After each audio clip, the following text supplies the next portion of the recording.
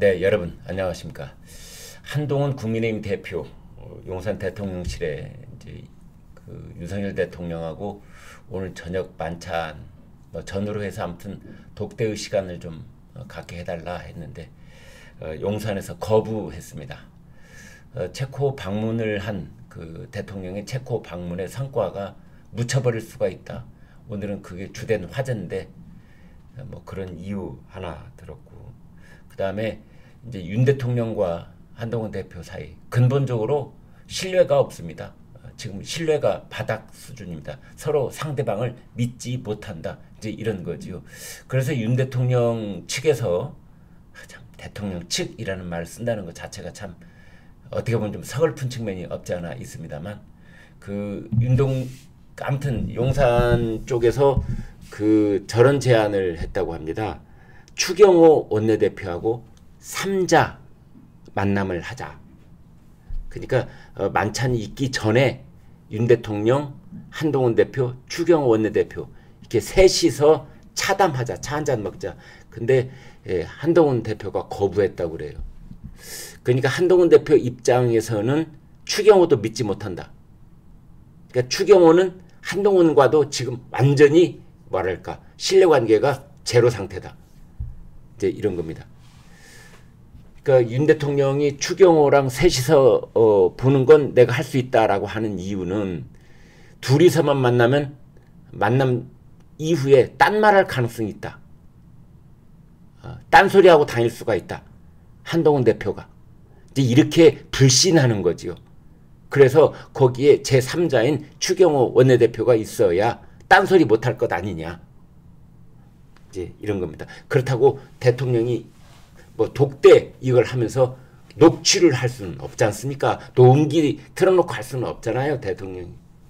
이제 이런 상황을 얘기하는 겁니다. 대통령실 관계자가 뭐라고 했느냐? 한동훈 대표와의 독대는 별도로 협의할 사안이다. 저녁 만찬 자리는 신임 지도부를 격려하는 자리다. 이제 이랬는데, 이 체코 방문의 성과가 묻힌다. 이제 이런 발상 있잖아요. 대통령실에 설명하는 방식. 저는 참 이게 구닥다리 방식이다. 국민들이 공감할 수 없는 참 철진한 쌍팔년도에 썼던 그 화법을 그대로 쓰고 있고, 국민들이 거기에 얼마나 공감을 할지 참 걱정스러운 대목입니다. 대통령이 성과가 묻힌다더니, 또는 이런 표현 있잖아요. 신임 지도부를 격려한다. 대통령은 꼭 누구를 격려하는 자리입니까? 이것도 완전히 그 대통령을 한 계단 저 위에 구름 위에 높여놓는 그러한 발상, 의식의 그 저변, 이것을 드러내는 겁니다. 대통령은 꼭 누구를 그렇게 제왕적 사고에 기반해서 누구를 격려하는 자리인가? 당 지도부를 격려해? 이제 그런, 그러니까 그 이를테면은 정치적으로 매우 그 선진적인 그런 분위기, 문화를 형성하고 있는 나라에서는 상상할 수 없는 그런 화법을 우리 용산 대통령실은 여전히 구태의연하게 쓰고 있다. 대통령의 성과가 묻힐 수 있습니다. 이 자리는 대통령이 신임 당 지도부를 격려하는 자리입니다. 대통령이 뭐 교장 선생님이 학생 만나니? 그러니까 이제 이런 그 어떤 수평적 관계라고 하는 것은 대통령실에서 쓰는 용어, 결국은 정치는 말이지 않습니까? 말로 하는 건데, 그런 아쉬움이 저는 참 개인적으로 있습니다. 그래서 이런 그 대통령실의 고위 관계자, 뭐 비서실장이 됐든 뭐 수석 참모가 됐든 누가 됐든 말이죠. 이런 말을 할 때 대통령을 한껏 위에다 올려놓고 내려다보는 식으로 하는 그러한 말, 이런 말들은 전반적으로 좀 손질을 해서 국민들의 공감대를 좀 넓힐 그럴 수 있으면 좋겠다. 대통령실에서는 아무튼 독대라는 게 꼭 내일 해야만 성사되고 그런 건 아니지 않느냐. 이제 대통령실에서 또 뭐 고위 관계자 이제 이렇게 또 많이들 언론들이 표현하는데, 그런 표현도 문제입니다, 사실은. 고위 관계자, 핵심 관계자. 용산 대통령실 뭔가 구중심처, 구중궁궐 속에 들어있는 권력의 뭐 핵심들 이렇게 하는 것도 민심, 국민들을 점점 이렇게 좀 멀어지게 하는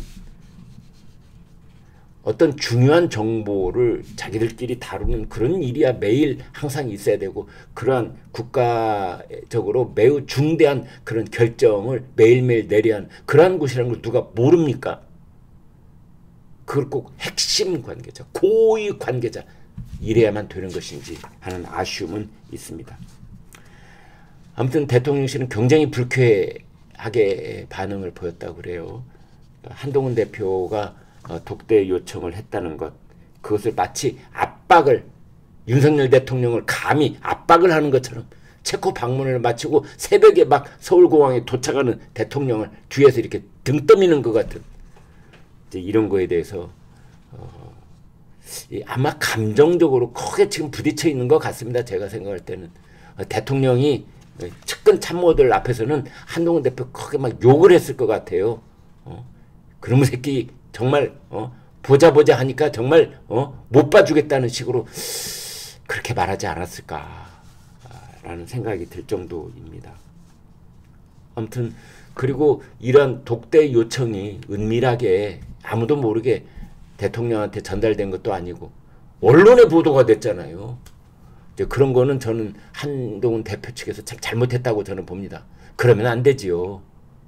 만찬이 끝나고 자연스럽게 대통령이 다른 분들은 다 오늘 저 만찬 참 좋은 자리였습니다. 안녕히 가십시오 한 다음에 한 대표는 저 잠깐만 저 좀 봅시다 해서 한 20-30분 따로 이렇게 그렇게 하면 자연스럽지 않습니까?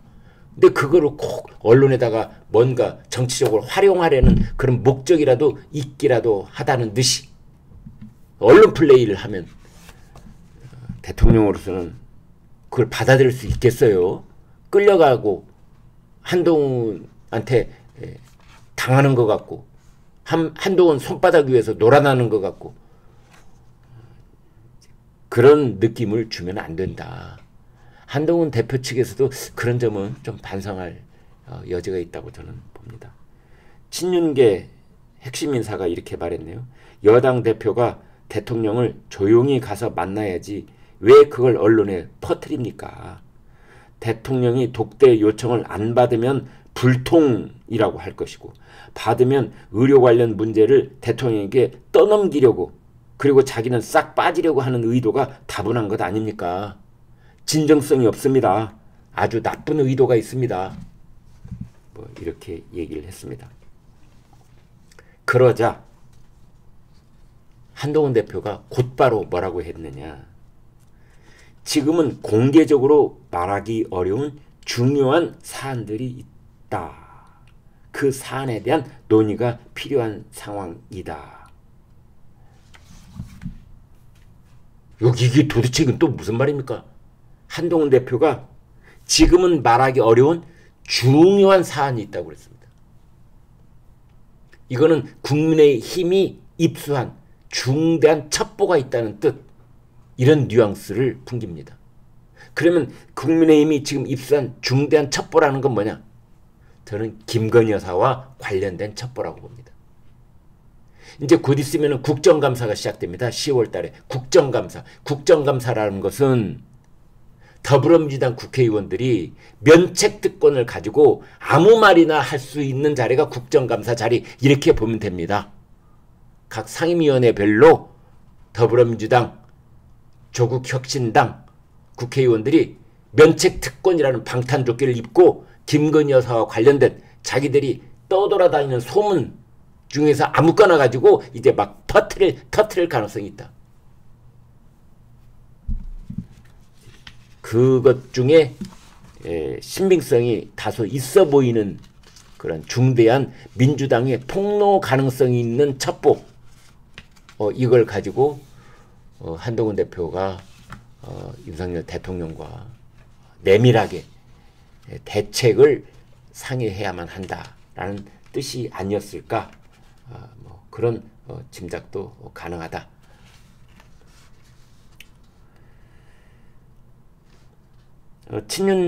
친한계 쪽 인사들은 그런 말 합니다. 지금 상황에서 독대를 해야지 밥만 먹으면 국민들이 왜 만났냐고 하지 않겠냐, 이런 말도 지금 하고 있습니다. 아무튼 용산 대통령실에서는 지금 대통령하고 게임을 하자는 거냐, 게임 하자는 거냐, 이런 말도 나왔다고 합니다. 북한이 미국 대통령 대선 전후를 해서 7차 핵실험을 할 수도 있다. 신원식 국가안보실장이 그런 얘기를 했습니다. 국정원에서는 7차 핵실험 때는 풍계리 3번 갱도에서 할 가능성이 높다, 이렇게 또 얘기를 했습니다. 우리 군 합동참모본부, 합참이라고 줄여서 얘기하죠. 합참에서 발표를 했는데요. 북한이 오물풍선 지금까지 22번 5,500여 개를 날렸는데 선을 넘을 경우에 군사적 조치를 단행하겠다, 이렇게 말했습니다. 군사적 조치가 뭘까요? 이제 일부에서는 좀 공중에서 격추를, 휴전선을 넘자마자 격추를 좀 하면 안 되느냐 그랬는데, 예상치 못한 물질이 퍼질 경우 더 큰 문제가 있어서 지금 이제 신중하게 검토하고 있다, 뭐 이렇게 말을 했습니다. 선을 넘었다는 게 뭘까?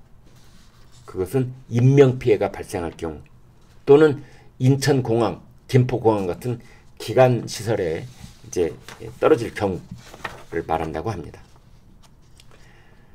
이스라엘이 레바논 남부, 동부에 있는 무장정파 헤즈볼라 시설 300여 곳을 공습을 했습니다. 레바논 측에서 274명이 사망했다라고 밝혔습니다. 아무튼 이참에 이스라엘은 뿌리를 뽑으려고 하는 것 같습니다.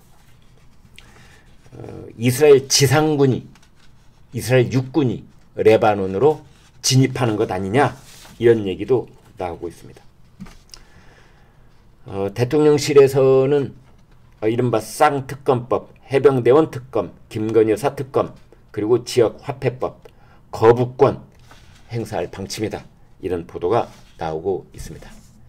네, 여러분 구독 그리고 멤버십 신청 부탁드리겠습니다.